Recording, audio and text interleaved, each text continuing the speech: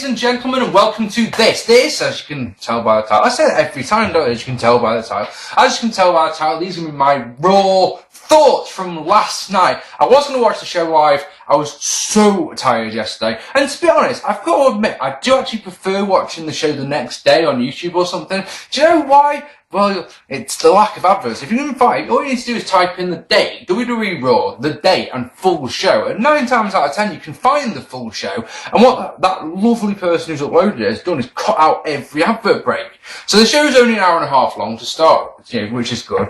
And then secondly, the other good thing, of course, is that I can watch it at my own pace, and I don't have to sit there going, and if there's something like, if there's something that I don't want to watch, I can just fast forward it. Anyway, I just want to talk about a couple of things, 3 things before we start talking about Raw. As you've seen, Infinite Promotions, little trailer there for you. Really like that. Music is by an old friend of mine called Jody, who's just started doing his own thing. There's a link to his Facebook group down below. Absolutely brilliant guy and a really talented musician. I hope you like that. Infinite Promotions coming up in May, of course. Can't wait for that show. I just want to talk about two things which are the old school SmackDown that was on last week, the live SmackDown show. Did anyone think that it was utterly bollocks compared to the old school Raw they did? I was expecting old school Raw part 2, and this just wasn't it at all. Didn't enjoy that one bit. The other thing I wanted to talk about quickly was lockdown. I didn't watch the show, but the thing I wanted to just tell you is I was having a back and forth text message conversation on the day, on Sunday, and a friend of mine sent me a message saying, are you watching Lockdown tonight? I seriously answered the text with, it's Lockdown tonight? And he's like, yeah, I'm only interested in Rude versus Storm. So I replied, and I swear, if I wasn't recording this video on my mobile phone, I'd actually show you the text message, because I replied with, you do know that Rude's going to retain, don't you?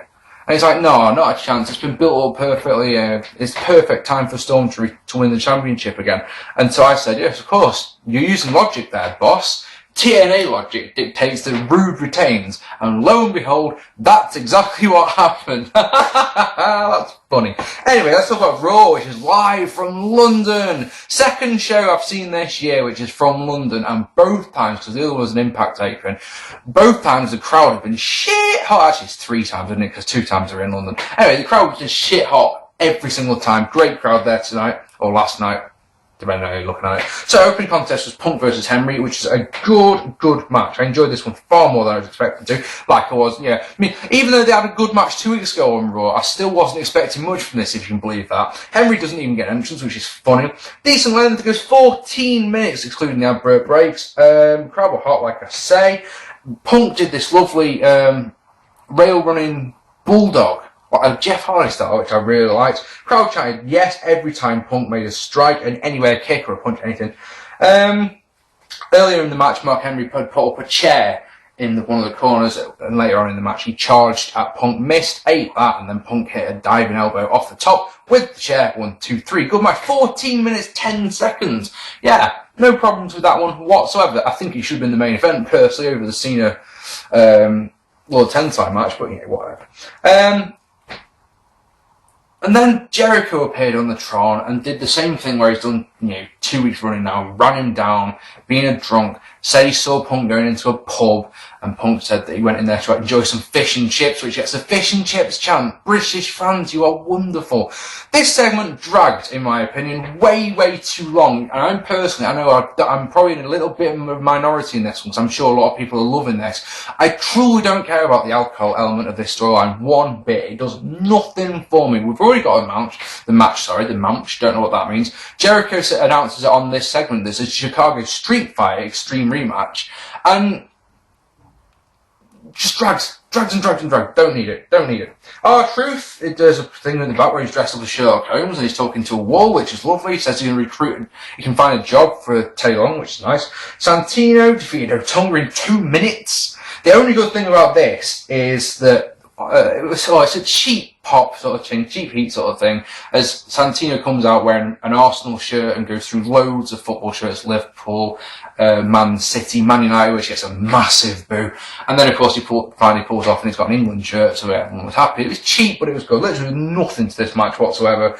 Santino won with the Cobra. Lord Tensai does a promo where he talks about fear, We get told WrestleMania did 1.3 million buys, which if true is absolutely ridiculous, isn't it?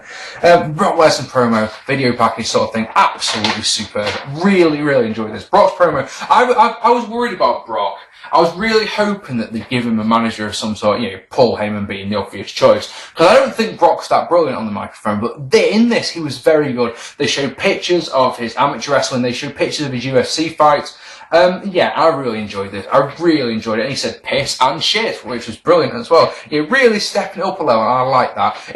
It's making you excited about the Lesnar Cena match, which, to be honest, I still believe is too soon, but it's making you feel good about it. Next, Zack Ryder versus Kane didn't happen, which is, God, Zack Ryder, what have they done to you? Kane booted him off the apron before the bell had started, then battered him, and then got in the ring and started talking about Randy Orton as if Zack Ryder was an absolute nothing. Buried, and then buried again, I think. Kofi talks about talks to AJ, but Brian interrupts, crowd go absolutely apeshit for him. I've never mentioned this before in a vid. AJ's fucking stunning. I just need to throw that one out, because she really is. Brian says he's changing the name of the LaBelle lock to the Yes lock. Oh dear God. That's fantastic. He chants yes at Kofi's face, while Kofi tries his absolute hardest not to laugh, which I thought was brilliant. Cena comes to the ring, cuts a good promo about Brock Lesnar, but then Big Johnny comes out to it. He's got new music, and it's absolutely brilliant. I think it fits the character fantastically. He says he's going to be an Extreme Rules match tonight, but I'm not going to tell you who you're against. Yay. Daniel Bryan defeated Kofi Kingston in a really good match. Another one this was good. This was running about 9 minutes. Crowd chanted, yes! Every time Daniel Bryan did anything, to be honest, I wasn't to say connected with anything, but anything at all, they chanted yes out. Fantastic. Not a bad match at all. Bryan dodges a body press and locks on the yes lock to get the win, and then Sheamus makes a save to not a massive reaction, I've got to be honest. And then as Bryan bailed after Sheamus had tried the bro kick, and Daniel Bryan's walking up the apron, up the ramp, and the crowd are just chanting yes at him as if Sheamus isn't even there, which makes me chuckle. Really does make me smile. And then we got some shit. As Brodus Clay defeated Dolph Ziggler by disqualification in 20 seconds after Jack Swagger interfered in a nothing, absolutely nothing, highlight being Vicky Guerrero slapping one of the Funkettes. Yay.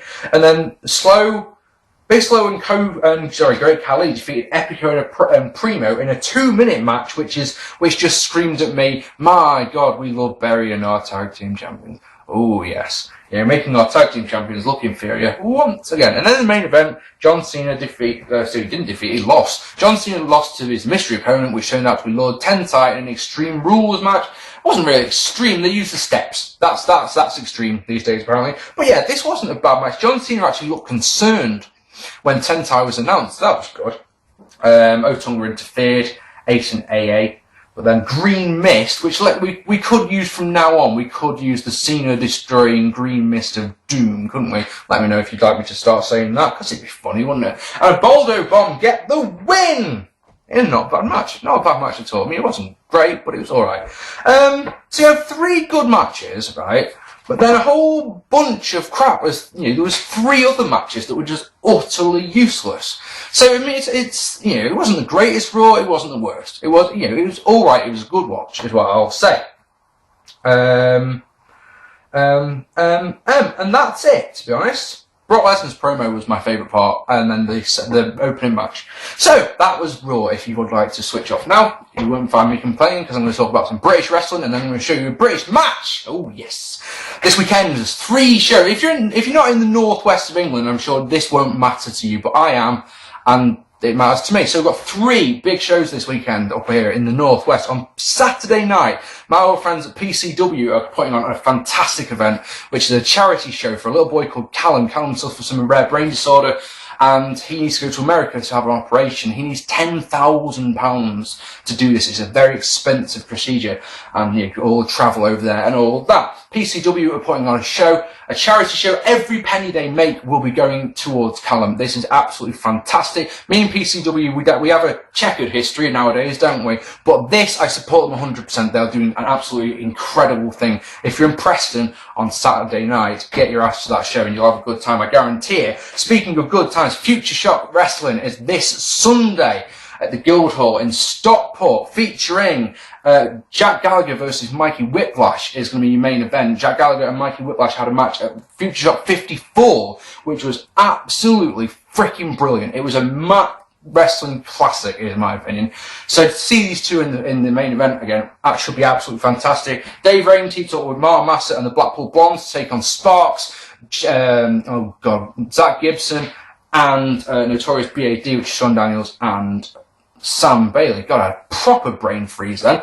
And yeah, a couple of other good matches. Got some tag team matches announced. There's another women's match been announced for this show. Should be a good time. It breaks my little heart that I won't be there. This will be the first Futureshock show I've missed since last August. I've been to every single one since then, 5 in total, and I've loved every single one of them. It was a very hard decision to make as to which show to go to on this Sunday. To go to Futureshock, my beloved, or to go to the show that I'm actually going to. I'm going to the Speedking tournament, which is in Nottingham, promoted by Southside Wrestling. It'll be my first Southside Wrestling show. And I admit, I've got no problems admitting that I went to Futureshock for the first time to see Colt Cabana. I went to PCW to see Nigel McGuinness. I'm going to Speedking. Not only does the card look absolutely freaking ridiculous, I think there's 12, 13 guys, and it's a one-night only tournament, and it's for the Speedking Championship. The people in this, Bubblegum and Mark Haskins, even Chris Travis, Marty Skrull, El Ligero, loads of great British talent. But the one guy I'm actually going to, the reason I'm going to this one is because Pac's going to be there, and I haven't seen Pac since he was sent to over here in Dragon Gate in October, and that was one of the greatest shows ever. And his match with the Dragon Kid was absolutely incredible.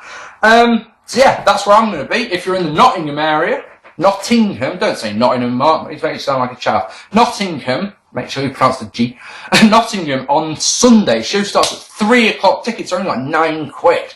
Come along, it should be a great time. Oh, sorry about that. Bit of a fail there.